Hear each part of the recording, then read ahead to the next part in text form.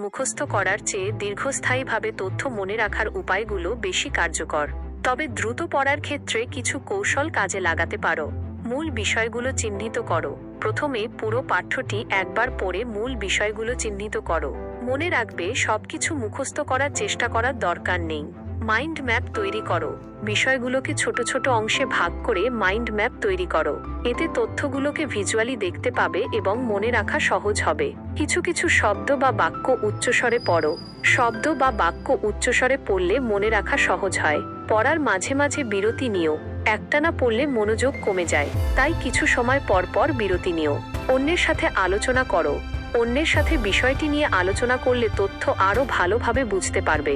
পড়ার পরিবেশ শান্ত ও আলোকিত জায়গায় পড়াশোনা করো। দীর্ঘস্থায়ীভাবে মনে রাখার জন্য বুঝে পড়ো। শুধু মুখস্থ করার চেষ্টা করো না, বিষয়টি বোঝার চেষ্টা করো। উদাহরণ দিয়ে পড়ো। উদাহরণ দিয়ে পড়লে তথ্য আরও ভালোভাবে মনে থাকে। প্রশ্ন করো। নিজেকে প্রশ্ন করে দেখো তুমি কতটা বুঝেছ। পরীক্ষা দাও।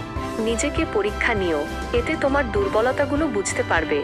মনে রাখবে, দ্রুত পড়ার চেয়ে বুঝে পড়া এবং দীর্ঘস্থায়ীভাবে মনে রাখা অনেক বেশি গুরুত্বপূর্ণ।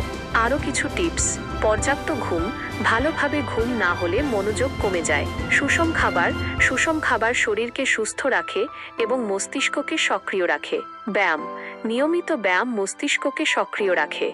এই তথ্যগুলো কাজে লাগিয়ে তুমি নিশ্চয়ই ভালো ফলাফল করতে পারবে। আর কোনো প্রশ্ন থাকলে জিজ্ঞাসা করতে পারো। শুভকামনা। Would you like me to translate this into English?